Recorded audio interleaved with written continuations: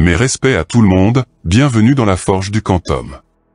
Aujourd'hui, base numéro 24, les racines carrées. Et on commence sans plus attendre par leur définition. La racine carrée d'un nombre réel positif est l'unique réel positif tel que racine carrée de x au carré est égal à x, lui-même égal à la racine carrée de x au carré. X est le radicande, le signe racine carrée est le radical. Ça se lit racine carrée de x, ou racine de x, le terme carré est implicite. La notation a été standardisée. En effet, l'écriture normée de la racine carrée est la suivante. Mais comme son utilisation est fréquente, le 2 en exposant a été supprimé. La raison est simple, le mathématicien et la mathématicienne sont des feignasses, qui ne voyaient pas pourquoi il fallait ajouter un détail insignifiant sur un opérand évident, utilisé en masse dans les collèges et les lycées. La racine est une puissance inverse. Donc racine énième de x sera égale à x puissance 1 sur n. Sachant que pour la racine carrée, n est égale à 2, la racine de x sera égale à x puissance 1 demi. Dans la base numéro 23 qui aborde les puissances, le lien est dans la description de cette vidéo, on a vu que a puissance n, à la puissance n, est égal à a puissance n fois m. Racine carrée de x, au carré, est égal à x puissance 1 demi, au carré, ce qui fait x puissance 1 demi fois 2, soit x puissance 1, donc x. Racine de x au carré, c'est x au carré à la puissance 1 demi, soit x puissance 2 fois 1 demi, il est comme précédemment égal à x. Je pose ici une remarque qui a son importance. Attention à la rédaction du radical. Le trait horizontal qui prolonge le radical est appelé vinculum, et sa longueur fait office de parenthèse. Racine carrée de a fois b, ce sera toujours différent de racine carrée de a fois b. Tout comme racine carrée de a plus ou moins b, qui sera différent de racine carrée de a plus ou moins b. Donc attention à la longueur de ce vinculum. J'ai des élèves qui le terminent par un trait vertical vers le bas, pour indiquer clairement sa fin, comme montré par une flèche en rotation sur ton écran. À adopter sur le champ pour éviter les erreurs, n'est-il pas? On a vu la longueur du vinculum, on va aborder maintenant la hauteur du radical.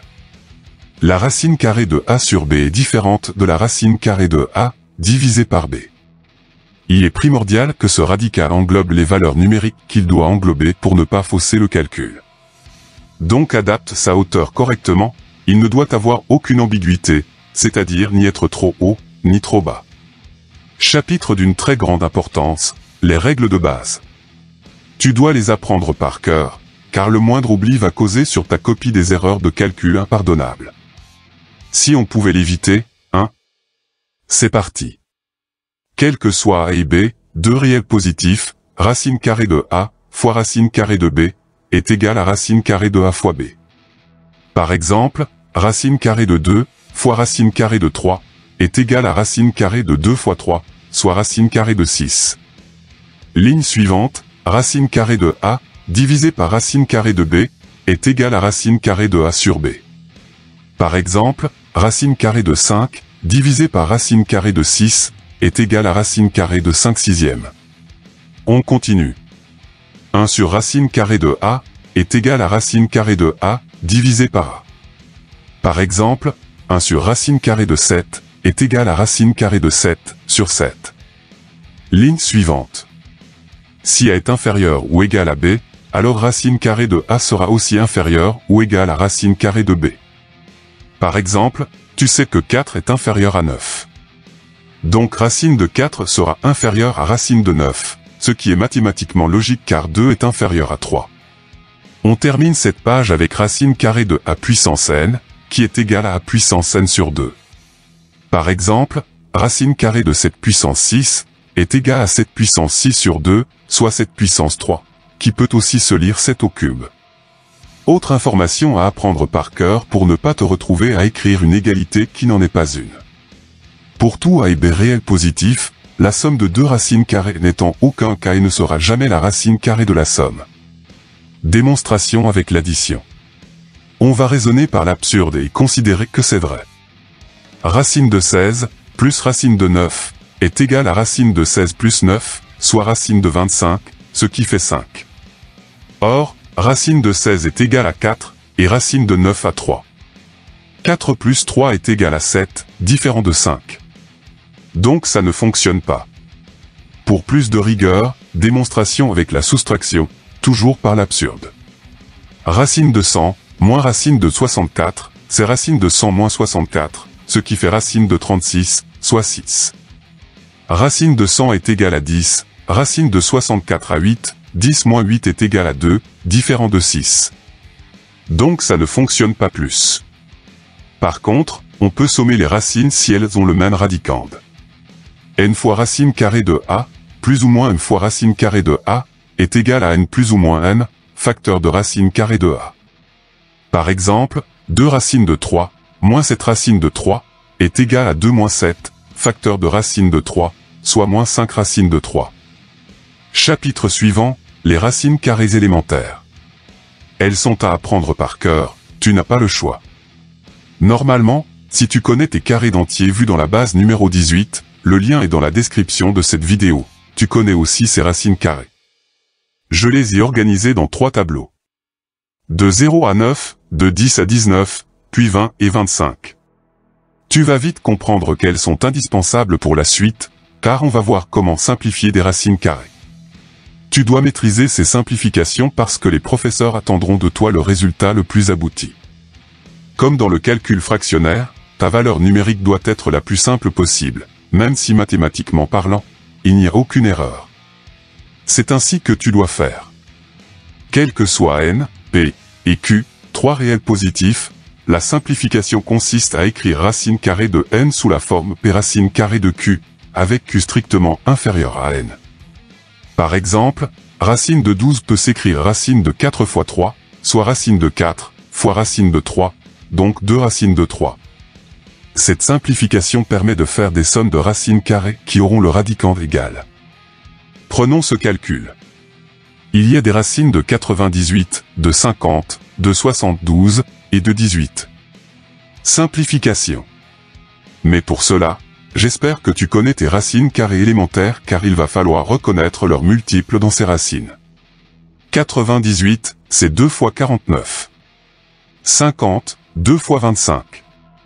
72, 2 fois 36. 18, 2 fois 9. Et comme racine de A fois B est égale à racine de A fois racine de B, on aura ce calcul. Les racines colorées sont transformées en entiers, tu réduis les multiplications, puis tu fais pareil avec la somme pour arriver à un résultat égal à racine carrée de 2. Tout ça pour ça. Si c'est trop rapide pour toi, je te conseille de mettre la vidéo sur pause pour prendre le temps qu'il te faudra pour comprendre le calcul et savoir le reproduire. Dans le cas de somme avec des racines dans des racines, la simplification se fera toujours de l'intérieur vers l'extérieur. Dans ce calcul, qui a l'air bien complexe mais qui n'en est rien, on va avancer de la droite vers la gauche. Simplification de 3 plus racine de 1 en 4, racine de 4 valant 2, puis de 7 plus 2 en 9, puis de 13 plus racine de 9 en 16, racine de 9 vaut 3, et enfin, calcul de racine de 16 qui fait 4. Aussi simple que ça. Je le répète, n'hésite pas à mettre la vidéo sur pause pour analyser l'enchaînement et comprendre la procédure. Le dernier chapitre va porter sur les racines euclidiennes, ou comment renforcer son calcul mental et poser en épatant le quidam. En effet, je vais te montrer comment déterminer la valeur décimale d'une racine carrée, sans utiliser de calculatrice, seulement avec le cerveau et le stylo. Le protocole est simple, il va utiliser la division euclidienne du radicand, d'où le nom un peu spécial de ce chapitre. Il te faut une maîtrise parfaite des divisions euclidiennes, abordées en base numéro 6, et les sempiternelles tables de multiplication vues dans la base numéro 2. Les liens sont dans la description si tu as besoin d'une petite piqûre de rappel. Comme la procédure est assez particulière, le mieux est que je te montre comment elle se déroule avec des exemples de plus en plus complexes, ce sera plus clair qu'un long discours pompeux et incompréhensible. Avant de commencer, il faut ranger les chiffres du nombre en binôme, c'est-à-dire par paire, avant et après la virgule. On commence avec un nombre simple, 625. Tu sais que sa racine carrée est 25, on va pouvoir le vérifier. Tu traces le T de division, et tu marques le 6 car il passe en premier. Le but de la manœuvre est de trouver un chiffre, représenté par ce tiret bas, dont la multiplication par lui-même donne un résultat inférieur ou égal à 6, mais le plus proche possible. Le seul qui fera l'affaire est 2, car 2 fois 2 est égal à 4. Tu inscris le 2 dans la zone du diviseur, le 4 sous le 6, le moins, la barre du égal, puis tu sommes pour obtenir 2. Tu abaisses maintenant le 25, et tu verras par la suite que tu vas abaisser à chaque fois des nombres à 2 chiffres. Une petite séparation en pointillés, et on passe à l'étape suivante. Tu transformes la multiplication au-dessus de ces pointillés en addition. 2 plus 2 est égal à 4. C'est là que la procédure est particulière. Ce 4 va être reporté sur la ligne suivante comme premier caractère de la première multiplication. Et comme précédemment, le tiret bas représente un même chiffre. Il faut donc trouver ce chiffre de telle sorte que 40 et des brouettes, multipliées par ces mêmes brouettes, soient inférieurs ou égales à 225, mais le plus proche possible. Il faut tester. 41 fois 1, 42 fois 2, 43 fois 3, etc. Et là, tu remarques que 45 fois 5 donne 225. Ce 5 est écrit à côté du 2 dans la zone du diviseur, le 225 est transféré à gauche, le moins, la barre du égal, la soustraction, et on a un reste nul. Le diviseur obtenu est égal à 25, et comme on l'avait prévu, racine carrée de 625 est bien égale à 25. Exemple suivant, 1234. Les chiffres sont séparés en binôme, tu laisses un généreux espace entre ce 1234 et le t de division. Un petit chapeau sur le 12 et tu cherches le chiffre qui, multiplié par lui-même, sera inférieur ou égal à 12, en étant le plus proche possible. 3 fois 3 égale 9. Ce 3 est écrit dans la zone diviseur, le 9 est reporté sous le 12, le moins, la barre du égal, tu soustrais, et le reste provisoire est 3. Tu abaisses le 34. Des pointillés pour séparer et tu passes à l'étape suivante. La multiplication au-dessus des pointillés est transformée en somme. 3 plus 3 égale à 6. Ce 6 va être reporté sur la ligne suivante comme premier caractère de la première multiplication. Et comme précédemment, il faut trouver un chiffre de telle sorte que 60 et des poussières, multipliées par ces mêmes poussières, soient inférieurs ou égal à 334, en étant le plus proche possible. 65 fois 5 égale 325. Le 5 est écrit dans la zone du diviseur, le 325 est reporté sous le 334, le moins, la barre du égal, tu soustrais, et le reste provisoire est 9. Maintenant, tu abaisses une paire de zéros après la virgule, ce qui veut dire qu'il faudra en mettre une au niveau du diviseur. Tu le feras après. Des pointillés pour séparer et tu passes à l'étape suivante. La multiplication au-dessus des pointillés est transformée en somme. 65 plus 5 égale à 70. Ce 70 va être reporté sur la ligne suivante comme les deux premiers caractères de la première multiplication. Et comme précédemment, il faut trouver un chiffre de telle sorte que 700 et les broutilles, multipliés par ces mêmes broutilles, soient inférieurs ou égal à 900, en étant le plus proche possible. 701 fois 1 égale 701. Le 1, précédé d'une virgule, est écrit dans la zone du diviseur, le 701 reporté sous le 900, le moins, la barre du égal, tu soustrais, et le reste provisoire est 199. Tu abaisses les deux zéros suivants, puis toujours ces pointillés pour séparer et indiquer que tu passes à l'étape suivante. La multiplication au-dessus des pointillés est transformée en somme. 701 plus 1 égale à 702. Ce 702 va être reporté sur la ligne suivante comme les trois premiers caractères de la première multiplication. Et comme précédemment, il faut trouver un chiffre de telle sorte que 7020 et des clopinettes, multipliées par ces mêmes clopinettes, soient inférieurs ou égal à 19900, en étant le plus proche possible. 7022 fois 2 égale 14044. Le 2 est écrit dans la zone du diviseur, le 14044 est reporté sous le 19900, le moins, la barre du égal, tu soustrais, et le reste provisoire est 5956. Tu abaisses les deux zéros suivants, puis toujours ces pointillés pour séparer et indiquer que tu passes à l'étape suivante. La multiplication au-dessus des pointillés est transformée en somme. 7022 plus 2 égale à 7024. Diantre, plus de place. Je te laisse continuer et je t'affiche la solution sur l'écran. Attention, plus tu iras loin après la virgule, plus ce sera ardu, car tu vas travailler avec des nombres de plus en plus grands. Il n'empêche qu'il n'y a rien d'insurmontable, il te faudra juste beaucoup de rigueur et de patience, et sache que ce sera très formateur pour ta maîtrise des calculs de base avec les chiffres et les nombres. Tu ne pourras jamais rivaliser avec une calculatrice, mais tu sauras déterminer rapidement des valeurs, à force de tes neurones, de calculs réputés très difficiles, voire infaisables sans calculateur électronique pour le commun des mortels. Boss de fin avec 9876,5. Pour cause de place réduite, je ne cherche qu'à déterminer une valeur approchée au millième de sa racine carrée, soit 3 chiffres après la virgule. Mais si tu as suffisamment de place sur ta feuille, pourquoi ne pas aller plus loin que moi? Chiche. C'est parti, et je vais aller un peu plus vite. Accroche-toi à tes neurones, et si ça va trop vite, mets la vidéo sur pause pour prendre le temps de comprendre. Les chiffres sont séparés en binômes, tu laisses un généreux espace entre ce 9876,5 et le T de division.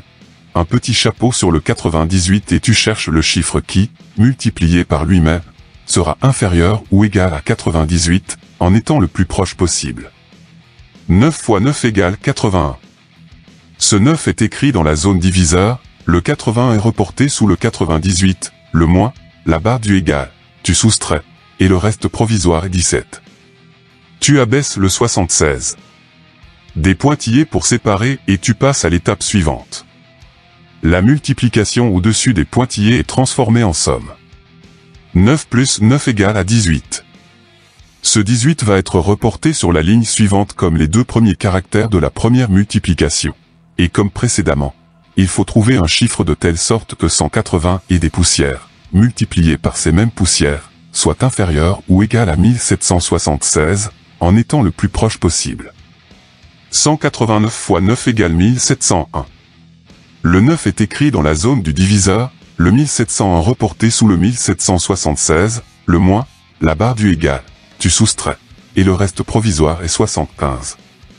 Maintenant, tu ajoutes un 0 à droite du 5 pour obtenir 50, que tu abaisses. Comme on est passé à droite de la virgule, ça implique qu'il faudra en mettre une au niveau du diviseur. Tu le feras après. Des pointillés pour séparer et tu passes à l'étape suivante. La multiplication au-dessus des pointillés est transformée en somme. 189 plus 9 égale à 198. Ce 198 va être reporté sur la ligne suivante comme les trois premiers caractères de la première multiplication. Et comme précédemment, il faut trouver un chiffre de telle sorte que 1980 et les broutilles, multipliés par ces mêmes broutilles, soient inférieurs ou égal à 7550, en étant le plus proche possible. 1983 fois 3 égale 5949. Le 3, précédé d'une virgule, est écrit dans la zone du diviseur, le 5949 est reporté sous le 7550, le moins, la barre du égal, tu soustrais, et le reste provisoire est 1601. Tu abaisses les deux zéros suivants, puis toujours ces pointillés pour séparer et indiquer que tu passes à l'étape suivante. La multiplication au-dessus des pointillés est transformée en somme. 1983 plus 3 égale à 1986. Ce 1986 va être reporté sur la ligne suivante comme les quatre premiers caractères de la première multiplication. Et comme précédemment, il faut trouver un chiffre de telle sorte que 19 860 et des clopinettes, multipliés par ces mêmes clopinettes, soit inférieur ou égal à 160 100, en étant le plus proche possible. 19 868 fois 8 égale 158 944. Le 8 est écrit dans la zone du diviseur, le 158 944 est reporté sous le 160 100, le moins, la barre du égal, tu soustrais, et le reste provisoire est 1156. Tu abaisses les deux zéros suivants, puis toujours ces pointillés pour séparer et indiquer que tu passes à l'étape suivante. La multiplication au-dessus des pointillés est transformée en somme. 19 868 plus 8 égale à 19 876. Ce 19 876 va être reporté sur la ligne suivante comme les 5 premiers caractères de la première multiplication. Et comme précédemment, il faut trouver un chiffre de telle sorte que 198 760 et des brouettes, multipliées par ces mêmes brouettes, soit inférieur ou égal à 115 600, en étant le plus proche possible. 198 760 fois 0 égale 0. Le 0 marron est écrit dans la zone du diviseur, le 0 noir est reporté sous le 115 600, le moins, la barre du égal, tu soustrais, et le reste provisoire est 115 600. J'ai mes 3 chiffres après la virgule, donc stop. Je t'affiche le résultat déterminé par la calculatrice. Comme tu peux le constater, la procédure n'est pas si compliquée que ça. Je suis même persuadé qu'elle est inconnue de la plupart des professeurs de mathématiques des collèges et lycées. Pas cap de leur demander. Si tu le fais, tu peux me dire dans les commentaires leur réponse. Grand merci. La base est désormais terminée. Tu as des questions. Tu veux un complément d'information? Rejoins-moi dans l'espace commentaires.